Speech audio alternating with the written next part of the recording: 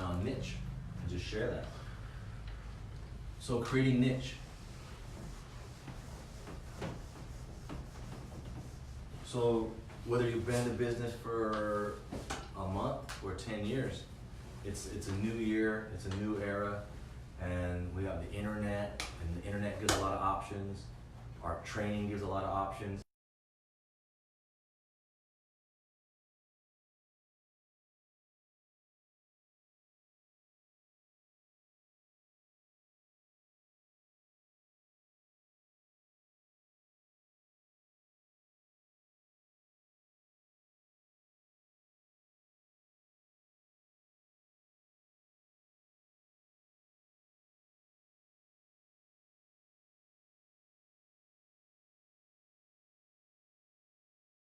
Right? You can go from first-time buyers to move-up buyers who have a home to sell, to people who are retiring and selling off all of their property and buying apartment buildings, which is actually more so what I'm working with.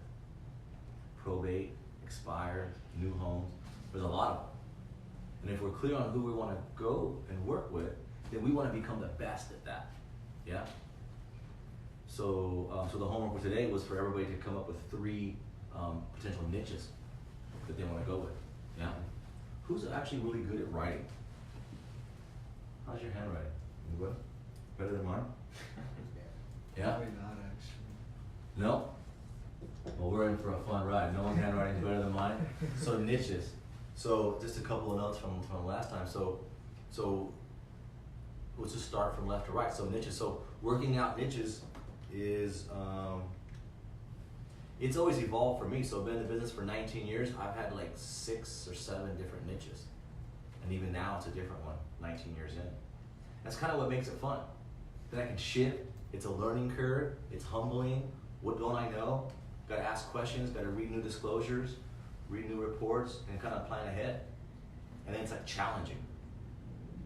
If I'm not challenged, I'm not having fun. This is me. I'm a high D personality. And if I'm not challenged, I don't try, right? And that's why I like a lot of kids. They say kids are like ADD, give them some Ritalin. No, school's boring. The teacher needs to step the class up so it's entertaining. Yeah? So cool, let's just go from left to right. Did you come up with 3 niches, Christian? Yeah, I like the probate. And we'll list them out. That way anybody watching, maybe this is a niche that you want to go with, and then you create with your team and your influence to how to be the best at that. So one of them for you is probate? Probate, number 1, yeah. So probate. I like my automated Facebook farming marketing. Facebook. Yeah, automated Okay. marketing. So a niche would be Audience. niche would be an audience that we want to Create reach. an audience from there. Who is Facebook going to reach? So probate sellers, right? Yes. Probate sellers. Yes. And then you're using Facebook as a tool. Automated to reach buyers. Okay, what kind of buyers? Who are they? If you were to speak into an existence and I was just to like form like a movie, like what would I look like? Am I a first time buyer, a move up buyer, an out of state buyer? Who I'm that be? interested in all of them. So any buyer. Any buyer. Okay. Okay, so buyers. Any buyers, anybody who's looking to buy. Correct. But if you hone this in, then the thing is I think Bill, you were saying that the algorithms are changing where Facebook and YouTube, we can't call out for call to actions and different things Right. on the wording. But if you're looking for buyers of a certain niche, your videos and the homes that you post will want to attract the kinds of buyers you're looking for. If you're looking for first-time home buyers, you'd be advertising FHA loans, 0% down, and you'd be advertising homes for $450,000. If you were looking for buyers that had a home to sell and were going to buy something larger, you might be advertising $800,000 homes. This way, the buyers to buy an $800,000 or $1 million home most likely have a home to sell. So I would break that down into a couple different categories, right? Okay. Yeah, first To time. be specific into a niche. First time and First time. So first time buyers, yeah, okay? and her buyer. It's not really, yeah, second time. So or probate. Only one. First time buyer and Second time. I mean, so-called a move the one up. who wants to move like Okay. a So second buy / move up. We call it a move up buyer. Yeah. And they have a home to sell. So now you make an offer. So now that when you're specific on your niche, you're having everything be either to probate sellers or first time buyers or move up buyers. Right? That way everything that you're doing is catering to calling out to those people, and you become the best at finding homes for good deals in the upper end price range. Which would be off market homes, homes that canceled and didn't sell, properties that are pending. Probably want to write some of these notes down. Homes that are in contract and pending. Some of them might not close, and you got a deal. If you got a really good deal on a home that's in an upper price range, that's going to attract people who have that want to buy an upper end home. They most likely have a home to sell. Or in your wording, if you're selling your home and you're looking to move up to something like this, look at this nice spot, right? Yeah. Actually, I just had an idea. Can somebody text me the Rancho Cordova place for Randy? Just Rancho Cordova for Randy. Speaking of a good deal. Yeah, thank you, Roger. That's a house that's probably worth 1.2 million. It's a fixer-upper for 850.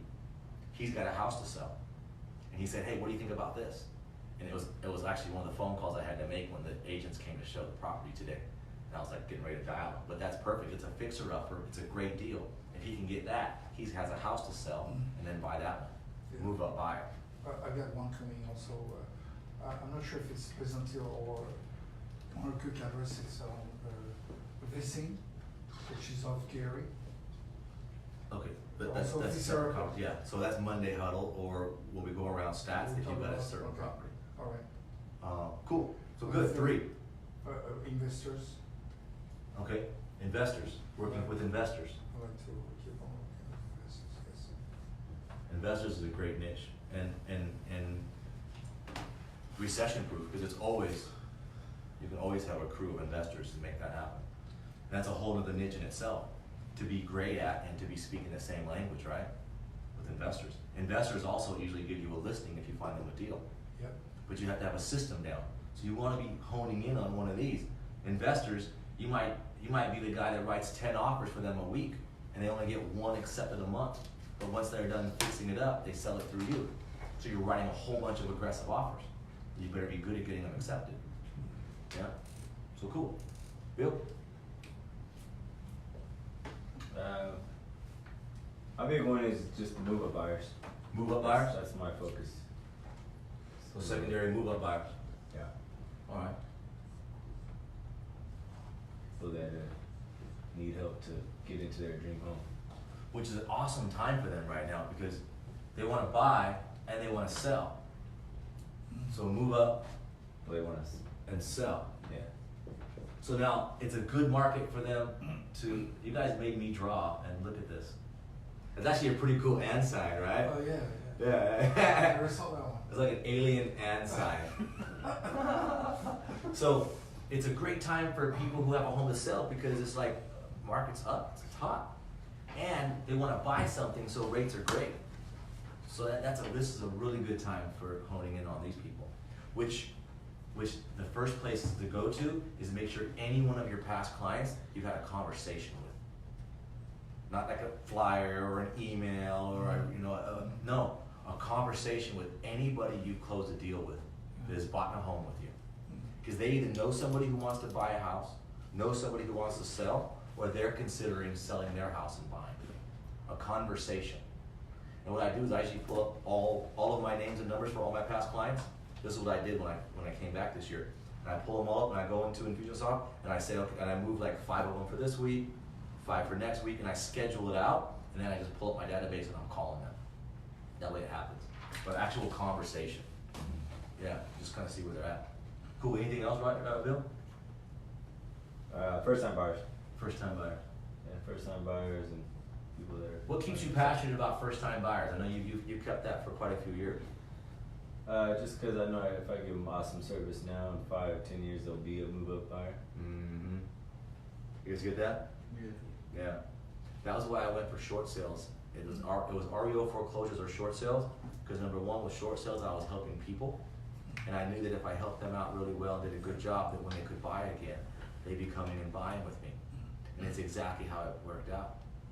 And I made friends, and then they came back and they bought homes when they, 3 years later. Okay, beautiful. Anything else? What other niche are you? No, that's Can you think of another one that somebody should go for, or another idea?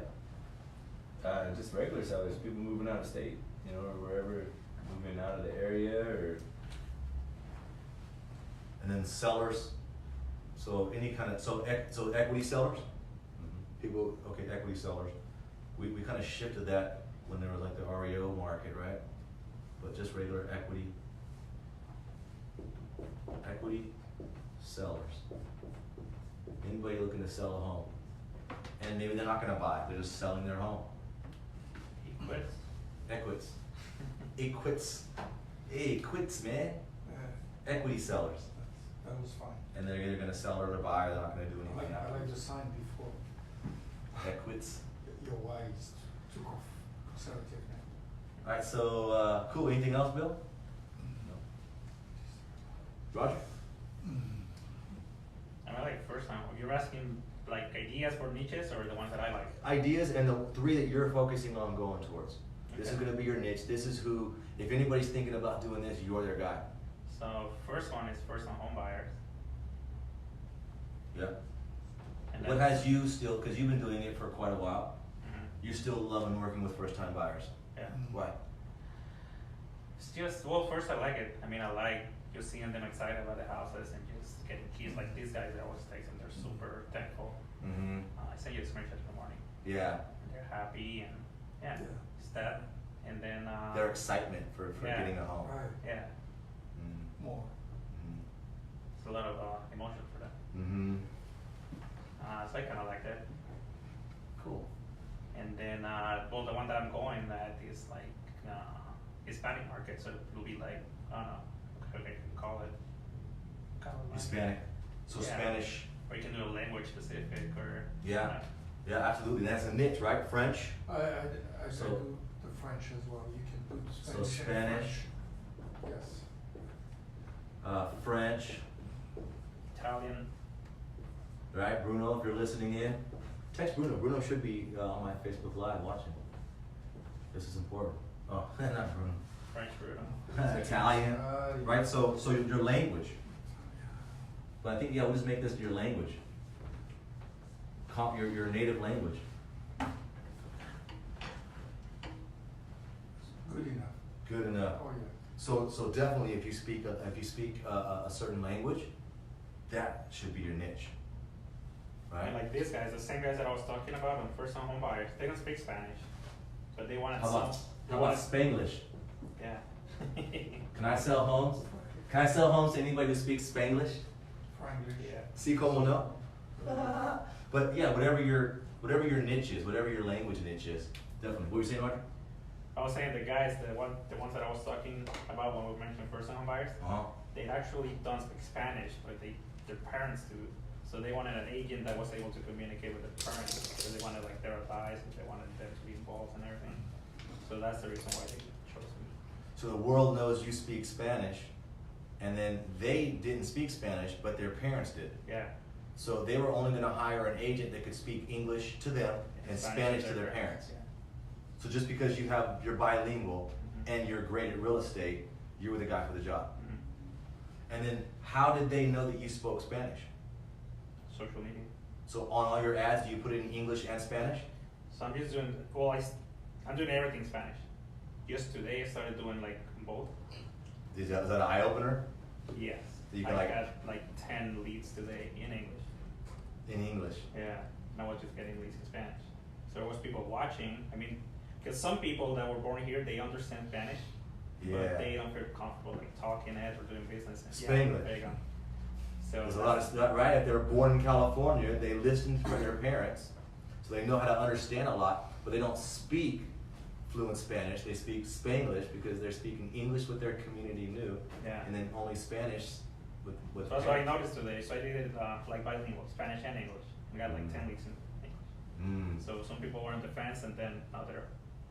So going after your niche for your language, and I'm hearing inside of your advertising, putting out, if you speak in multiple languages, you put that out. Yeah. In Italian, Spanish, and then also English. And you might put the flag for those countries, or put a couple of little, you know, bring in real estate in English, and then hablo italiano. Like whatever it is, inside of each thing that you're doing. Yeah. Oh, yeah. So someone who speaks French would put the French flag on everything they do, and, you know, bring in real estate in French.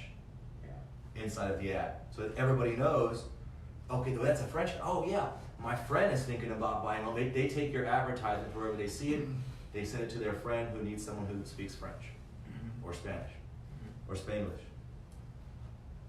Cool. Yeah. Anything else? Yeah. I also move up buyers. I like those. Move up So I got buyers. something to sell. I closed a couple this year. Why does everybody like move up buyers? Double commission. Double commission, right? Calling out for who's got a home to sell is gonna buy something. They also have down payment money. When markets shift and the things are low, those are almost the only people who can buy, the people who have sold, right? When rates are really high and it's not so good a rates and there's not 100% financing, it's the ones who have a house to sell that can actually buy. Cool. Yeah, so personally for me, I haven't really gotten to see like how a lot of these work, so it's kind of a little bit harder for me. You had me on the phones trying probate for a little bit, and I was a little honest with you. It really wasn't my thing. You tried making calls to probates and that wasn't for Yeah, you. it really wasn't for me. Why not? So people are listening right now and they're like, oh yeah, I'd like to go for probate. But why wasn't it there for you? Because that might not be something that somebody else wants to go for. I personally, I hate dealing with death. Like it's I just had a lot of close deaths in my family, and I mean I can resonate with somebody and understand what they're going through, but it's like I don't know, I just don't. Being a part of real estate where someone's passed away and you have the emotions to manage with people, your own emotions, and then also conduct business, it wasn't for you. Yeah, exactly. Yeah. So I think what I've been interested in is obviously like first time buyers, sellers. First time buyers. And I've been, talking to my parents, grandma, and I've been trying to brush up my Spanish a little bit more. So eventually, I can be able to, Eventually, that's not what we play here at Hinds Realty Group. By when will you be speaking Spanish? Put it in your game. Yeah, as soon as possible. So you need a Spanish speaking girlfriend. It's exactly what I need. Spanish speaking girlfriend. We'll put a picture of you on the Facebook next. Yeah, dive in. Dive in. So for right now, I think what I was gonna focus on was the first time buyers, and I So first time buyer, and then eventually you move into your language niche. Exactly. Yeah, beautiful. Yeah. And then Roger does seminars in Spanish and things like that.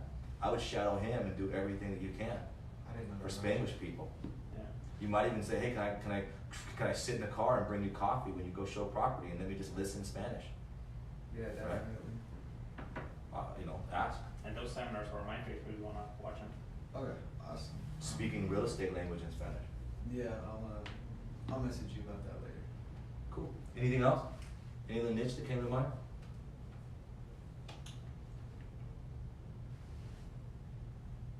Oh, I'm sorry. Any other niche? Ever? For me, I would say probably what I'm most interested in is like the first time buyers. Also, First time buyer? I want to be able to help someone get their first home. Yeah. That's the running one, huh? First time buyers. Yeah, they are happy. Joy, compassion, happiness. What else? Alright. Yes. Any other niches? And then without. You All I got can think of now right now is just the first time. first time buyers are where you want to focus. Yeah. Okay, great. Cool. So we have probate. I'm probate. I'm focusing on probate sellers. That's mine. I'm learning everything I can, and collaborative practices and training with attorneys, psychologists, family psychologists, everything to do with probates and family law, so that I can help families on the probate side of real estate. You help me train. I will, yes. Like, okay. And then retirees. Retirees is another niche that I like to work with. Retirees, people who are retiring, selling their home, and then they're usually buying apartment buildings. That's a niche who I really like to work with. They might have a home and a rental house in the Bay Area, want to sell those, buy a smaller house out in Rockland, and an apartment building to retire into. So retirees, probate, and I would say move up, but really probate, retirees, and investors. Those are the three that I'm choosing to focus on this year. So retirees, investors, and probate. Those are the three. So anybody have anything else to add to that? Anybody who's a good niche to go for that someone hasn't thought of yet? You know, an idea that I would say, anybody watching this, let's say the market shifts in a couple of years and we have a bunch of foreclosures. I would go, I would have, if somebody has extra time, do BPOs, right, Roger? Yeah. Someone to do BPOs for the banks right now. You can make $50 to $100 doing a broker price opinion for the bank on what a home is worth. And if you were doing 10 of those a week, you make some extra money. But do BPOs now, and this way when a property forecloses, the bank will consider you to sell it. So doing BPOs now, so that in 2 or 5 years down the road, any foreclosures that come would go to that person. That's a great niche. What about land? Land? Buyer? Yeah, land buyer, investor, large land, maybe commercial. Commercial? I think commercial is kind of a specialty where Commercial is 100% a specialty. It's a niche. it is. So commercial. You get into commercial. One thing about commercial versus residential, it's not hand-holding. So anybody looking for something where you're not going to have the emotions and, oh, the kitchen's too small, and no, commercial, they want to know how much it costs, what's the cap rate, cash on cash return, and does it fit my portfolio? Okay, great, let's write an offer. You could sell an apartment building and they might only come in and look at 1 unit, and the other 10 units, they don't even care as long as they know how much money's coming in, and there's very little emotions attached. And typically large commercial buildings are good paychecks, and there's not a lot of emotions attached. That's a really good niche to go towards. So there's an idea there. Anybody watching this, the biggest push is to think about who you're passionate about working with. Yeah, guys and gals? Think about who you're passionate about working with. Think about what would be fun for you to work with, and then be the best at it, and then surround yourself by a team of people that'll help you get better at it, and then that becomes your niche. And if you get bored of something, or you don't like working in one area, you don't have to leave.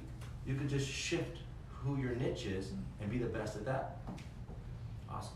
Bill, would you mind hitting the button on Facebook Live? Thanks for watching, and any ideas on what you're going to go for your niche, add them here. Yeah. Thank you.